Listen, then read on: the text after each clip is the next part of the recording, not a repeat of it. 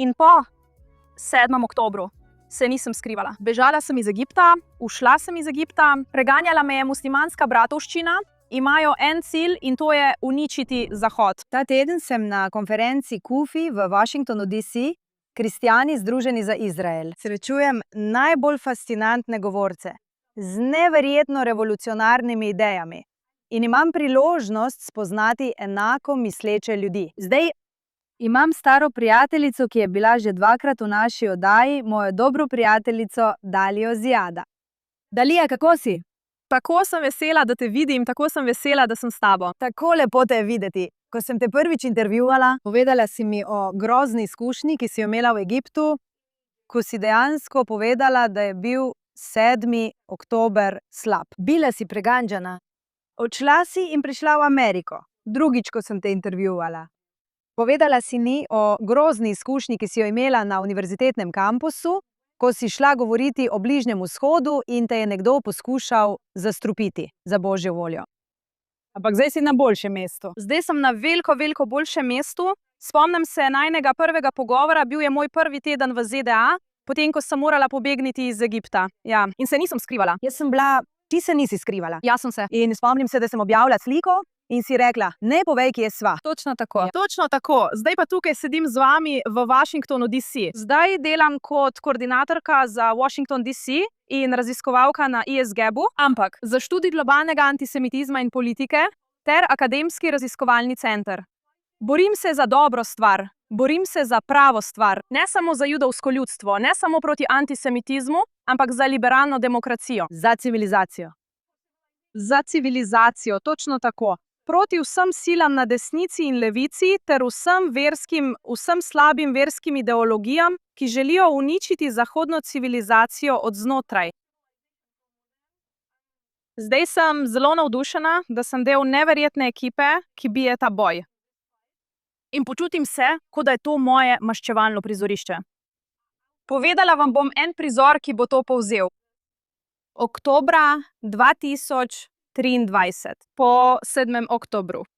Bežala sem pred Egipt, pobegnila sem iz Egipta. Preganjala me je muslimanska bratovščina, salafisti, celo moji rojaki Egipčani in moja lastna vlada, ki so me imeli za izdajalko, ker sem spregovorila proti Hamasu. To je bilo oktobra 2023. Če preskočimo naprej, oktobra 25. sem hodila iz Bele hiše za svojo šefinjo, Charles Small, s katerim ste opravili intervju v eni izmed svojih epizod. In potem, ko sva se srečali z visokimi uradniki v Beli hiši, sem jim ponudila poročilo, pri katerem sem sodelovala pri pisanju o muslimanski bratovščini. In povedali so nam, da bodo muslimansko bratovščino razglasili za teroristično organizacijo in da bodo novice o tem prišle ven v nekaj dneh. Predstavljajte si, po kakih 2 letih. Kakšno zapiranje kroga. Isti ljudje, ki so te preganjali in zaradi katerih si morala zapustiti svojo domovino, bila si del, razglašena za teroristično organizacijo. Tukaj, da sem v Beli hiši in se borim proti njim, ter sem priča temu trenutku, ko so bili označeni, še preden je kdorkoli drug izvedel. Bilo je, spomnim se, to je neverjetno, hvala Bogu. Ampak ti si bila del tega. Bila sem del. Morali bi te obdržati tam. Poglej škodo, ki si jim jo povzročila. Točno vem. Morda jim je zdaj žal. Mislim, da jim je. Ja, ampak imam res srečo, recimo, našla sem svoje ljudi, prave ljudi, ki so me znali resnično opolnomočiti na pravi način, da sem lahko delala prave stvari. In res sem srečna, da sem del tega boja, ker sem vedno verjela v to. Veš, liberalne, demokratične vrednote. To ne pripada samo enemu kraju, veš, ne pripada samo ZDA, ne pripada samo Izraelu, ampak vsakemu človeku, ki verjame, da je svoboda nekaj, veš. Ali je to predvsem delo, ki ga trenutno opravljaš, Dalija? Kakšne raziskave pa opravljaš? Torej, v ISGAB-u pravzaprav počnemo vse, najprej, kar dela naše delo v ISGAB-u drugačno, so ljudje in kakovost raziskav. Torej, ljudje imamo neverjetno ekipo, več 10 raziskovalcev, govorimo o več kot 40 ljudeh iz celega sveta, z različnih področji, različnih specializacij. različnih tudi verskih in kulturnih ozadij, kar resnično obogati raziskave. In druga stvar, kakovost izdelkov.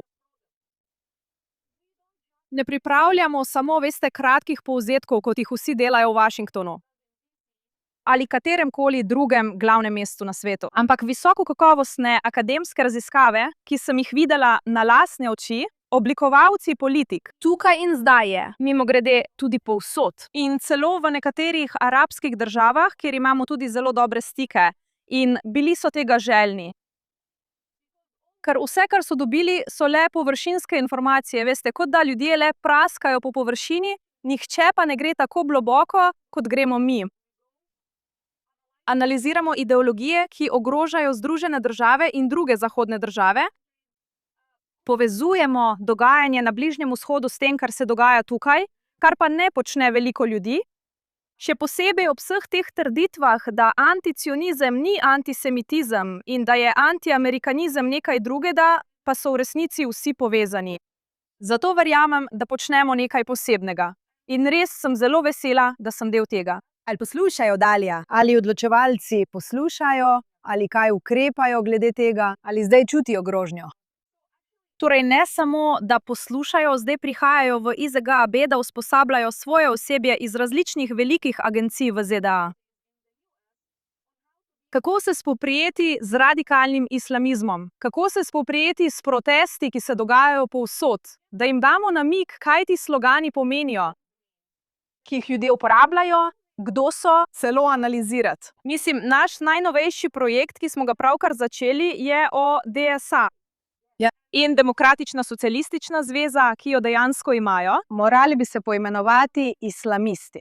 Točno tako. Nimajo nič skupnega z demokracijo, gre za ideologijo, ki ogroža Združene države in zahodni svet. Torej, o vsem tem razpravljamo in mislim, da delamo na vsem tem. Odločevalci poslušajo. Odločevalci še naprej prihajajo k nam. Ne več. Ali pa se nanje obračamo z informacije, prihajajo k nam. Prosim, pomagajte nam to razumeti. Prosim, pomagajte nam sestaviti celotno sliko glede tega ali onega vprašanja. Tako da verjamem, mi smo kot... Rekla bi, v redu, hvala Bogu, da ta administracija razume stopnjo tveganja, stopnjo nevarnosti, ker drugače bi mislila, da če bi ostala prejšnja administracija, bi bili zdaj v zelo slabem položaju. Mislim, da je veliko ljudi, ki nočejo videti groženj ali pa jih to izziva. Mislim, njihov lasten pogled na to, kaj drugi ljudje, kako se obnašajo ali kaj počnejo. Mislim, da veliko ljudi, in celo želim verjeti, da drugi ljudje razmišljajo kot oni. In ne razumejo popolnoma drugačne ideologije, ki temelji na popolnoma drugačnih vrednotah. Ne razumejo tega. Težava je v tem, da so tako dolgo mislili, da radikalizem, Hamas in vse te skupine ter Iran, ali pa je tudi problem Izraela. Da. Ali pa problem judovskega naroda. Da. Niso razumeli, da je končni cilj tega sovraštva Zahod. Ni samo Izrael, niso samo Judje.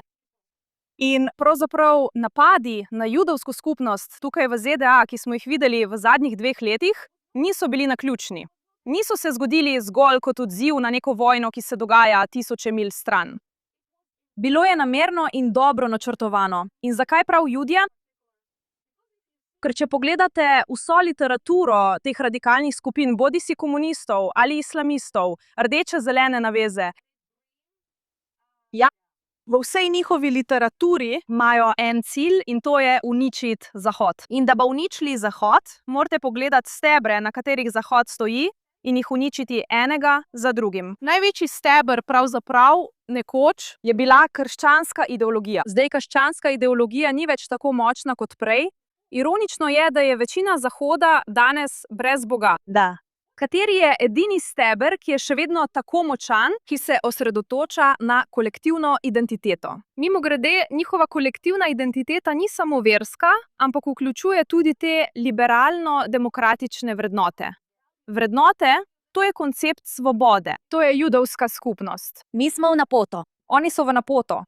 Torej s tem, da jih ciljajo z uporabo Palestine, z uporabo tako imenovane palestinske zadeve, z uporabo anticionističnega sovraštva do Izraela kot platforme, da stojijo za legitimno krinko ali politično korektnim jezikom, da lahko napadajo in spodkopavajo ta judovski steber, ki Zahod še vedno drži pokonci.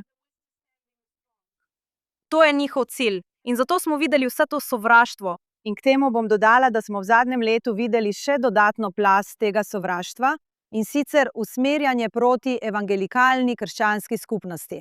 Ta teden smo tukaj na Kufi, kristjani združeni za Izrael, za katere verjamem, da jih je muslimanska bratovščina in druge islamske sile prav tako prepoznale kot oviro pri ločevanju Združenih držav Amerike od Izraela. Ločitev te vezi, ki ustvarja obrambno silo, zaščitno silo proti islamizmu, so bile letos popolnoma tarča. Seveda, mislim tudi skupine kot je Kufi in druge skupine dejansko opravljajo izjemno delo.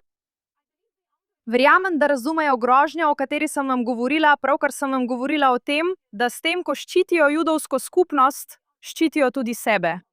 Da, Ščitijo svojo državo in svojo civilizacijo. Zato tvegajo. In seveda bodo islamisti še naprej poskušali zabijati klin med Izrael in Združene države, prav tako tudi komunisti. Zakaj? Ker vedo, da se medsebojno krepijo. Mimogrede, niso samo Združene države pomembne za Izrael in za moč Izraela, ampak poglejte Izrael danes. Izrael je najmočnejši igralec na Bližnjem vzhodu. Resnično je najmočnejša sila na Bližnjem vzhodu. da. In če želijo ZDA uspeti globalno, ne samo na Bližnjem vzhodu, morajo staviti na najmočnejšega konja. To je Izrael. Izrael je bil izjemen zaveznik ZDA, kar zadeva obveščevalno dejavnost, vojsko in gospodarstvo. In je edina demokracija v regiji, da trenutno ima težave, vendar je edina demokracija v regiji. Da. Torej, Izrael je enako pomemben za ZDA. In s tem, ko to razdelimo, Slabi fantje zmagajo. Dalija, ti si strokovnjakinja za to regijo. Kako trenutno vidiš zalivske države? Kako vidiš zavezništvo med ZAE in Izraelom? Moje mnenje je, da je močnejše kot kdajkoli prej. Ampak potem so tu še Savdijci, ki so bili zelo, želim reči, da so vas čas spreminjali svoje stališče. In vem, da ima MBS svoje notranje pritiske. Kako vidite situacijo po vojni z Iranom, za katero nismo prepričani, kaj se bo zgodilo? In zalivske države, ki jih je napadla Islamska republika. kaj se torej dogaja znotraj zaliva, če se osredotočimo posebej na zalivske države, še posebej po vojni med ZDA, Izraelom in Iranom? Nekakšen diplomatski potres? Ja, to bo povzročilo veliko sprememb. Naj hitro razložim, od kod prihaja ta potres. Torej, Zalivska regija je edina regija na Bližnjem vzhodu, ki je ni pretreslo politično dogajanje v zadnjih 2 ali 3 desetletjih. Vključno z arabsko pomladjo, vključno, večina od njih. Poskusili so v Bahrajnu, ampak Saudska Arabija se je vmešala in oni... Ja, ampak mislim, da so bili najbolj stabilno območje na Bližnjem vzhodu. Da. Zdaj so prvič v vojni. Znašli so se v vojni, saj je Iran že streljal nanje. Morajo se braniti. In prvič preizkusijo, kako daleč so ZDA pripravljene iti, da jih zaščitijo. Kako so se ZDA odrezale pri tem preizkusu? Zelo slabo. Točno tako. In na njihovo presenečenje, zdaj ne vejo več, ali je ZDA še vedno vredna denarja, ki ga plačujemo za gostovanje njihovih baz, če nas niso mogli zaščititi. Pravzaprav je Izrael med to vojno bolj podpiral ZAE, kot so ZDA podpirale katerokoli drugo zalivsko državo. Zato si zdaj postavljajo vprašanja, kot so: ali naj sledimo zgledu ZAE ali Katarja? Naj sledimo modelu ZAE ali modelu Katarja? Izrael ali ZDA zdaj? Torej se soočajo s tem velikim vprašanjem, znotraj je toliko nesoglasij. Ampak mislim, da se bo ta situacija sčasoma še naprej razvijala. Jih bo potisnila v smeri, da bodo sklenili mir z Izraelom ali pa vsaj normalizirali odnose z Izraelom. Neizogibno. Ker sicer, Kakšne so njihove možnosti? kaj je, drugih Nihče drug možnosti ne pride ni. v poštev. Točno tako. Mislim, razen če želijo iti na Kitajsko, ampak potem si nakopljejo vse mogoče težave. Ne morejo. Poskusili so. Savdska Arabija je to dejansko poskusila in pravzaprav priznam zasluge za to nekomu, ki je to povedal, da je Savdska znana po poligamiji. Ampak so poskusili z različnimi partnerji. Poskusijo z ZDA, s Kitajsko, z Iranom, z Brazilijo, z vsemi, ki si jih lahko predstavljate. Ampak še vedno vedo, da so ZDA glavni na Bližnjem vzhodu. In Izrael je zdaj najmočnejša sila na Bližnjem vzhodu, tako da bodo prej ali slej morali sprejeti to odločitev. In dejansko sem slišala, da je Libanon že sprejemal korake za normalizacijo z Izraelom, oziroma najprej sklenil mir z Izraelom in nato normaliziral odnose. Savdska Arabija je rekla: ne, počakajte, mi želimo to storiti prvi. Res? To sem slišala od ljudi, ki so res vpleteni v ta proces. To je zanimivo.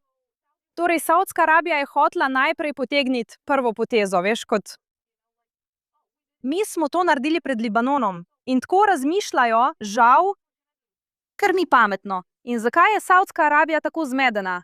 Ker tudi oni poskušajo igrati vlogo, ki je večja od njih samih, to je biti velika sestra v regiji. Bili so velika sestra v zalivu, vendar v širši regiji še vedno potrebujejo veliko usposabljanja, da pridejo do tega, veš. Ali ni vse to odvisno od tega, kaj se zgodi z Iranom? Seveda, velik del tega bo odločil, kako bodo zalivske države v prihodnosti ravnale. Ampak tudi obstajajo tudi notranje bistvene težave. Večina njenega prebivalstva je tradicionalna in verjetno precej proti, na splošno, zaradi njihove izobrazbe, izobraževalni sistem. Absolutno. Ampak ja, Iran je še vedno zelo pomemben dejavnik. Vse je odvisno od tega, ali bo ta režim preživel, ali pa bo izginil in se bo rodil nov Iran. Še vedno moramo počakati in videti, ker znova, ZDA so se v zadnjem trenutku odločile spremeniti smer in ne vemo, kaj se bo zgodilo naprej, ampak upam, da bodo ljudje v Iranu končno lahko dobili svojo svobodo. Se strinjam. Mislim, da karkoli se zgodi, ne glede na to, ali se ZDA vrnejo ali ne, mora biti to začetek konca Islamske republike. Predvsem zaradi načina, kako so ravnali s svojim lastnim narodom. Bankrotirali so. Veš, pravkar sem slišala, da so zdaj njihove izvoze nafte ponovno ustavile ZDA. Mislim, to ne vodi v nič dobrega. In zato molim, da je to začetek konca za 92 milijonov ljudi, ki živijo v Iranu, ampak tudi za mir in blaginjo regije. Je, ampak dovolite mi, da vam povem, dejansko tisti, ki zdaj odloča o prihodnosti regije, ni Iran. Že Trump. Ne ZDA, to je Izrael. Izrael? Da, na toliko načinov. Izrael, rekla bi, da je to najmočnejša sila. Morda je edini tekmec zdaj Turčija. Vemo, v katero smer gre Turčija. Skušali bodo stvari vleči v to pogubno smer, dokler bodo lahko. Ja. Ampak Izrael bi moral, mislim, se vrniti v stanje iz časa pred lanskim podpisom premirja, ko je bila na vrhuncu moči zelo osredotočena na svoj cilj, ne samo uničiti Hamas, ampak tudi Iran, glavo hobotnice. In če se lahko vrnejo na to točko, moramo priti tja. Definitivno. Mislim, včeraj Hamas je sporočil, da se bo razpustil. In veste, te ljudje so začeli praznovati, Hamas je končno. Ampak v resnici je to laž. Vse skupaj je laž. Ni razorožitve. Hezbolah se nikoli ne bo razorožil, če jih mi ne bomo razorožili. Združeni narodi so neuporabni. To so teroristi. Vendar pa lahko ste, oni ne morejo biti nič drugega. Ne bodo poslušali diplomacije. Edini način, da se z njimi spopademo, so vojaški ukrepi. Kdo lahko v tem primeru uporabi vojaške ukrepe? Izrael je edini, ki lahko to stori. Torej, moje sporočilo mednarodni skupnosti preko vas je, da nehate vezati roke Izraelu. Naj Izrael uredi regijo. Že pred 10 meseci jo je nameraval urediti in vi ste ga ustavili. Dovolj. Dovolj vmešavanja na Bližnjem vzhodu, če ne veste, kako se vodi Bližnji vzhod. Zdaj se pojavlja nov šef, lokalni šef, in to je Izrael. Naj opravi svoje delo. Dajmo prvič videti nekaj drugačnega na Bližnjem vzhodu. In ja, res močno verjamem v Izrael, Verjamem, da je Izrael tisti, ki lahko usmeri ladjo Bližnjega vzhoda v pravo smer. Bog te blagoslovi, draga. Del tega zaupanja, ki si ga dala meni in izraelskemu ljudstvu, bom odnesla nazaj v Izrael. Želimo ti veliko sreče, opravljaš neverjetno delo, vedno si opravljala odlično delo. Hvala. Ampak zdaj resnično uspevaš v tem, kar počneš. In pomagaš nam ustvarjati boljšo regijo. Bog te blagoslovi in hvala. Najlepša hvala, Flor, za vse. Hvala.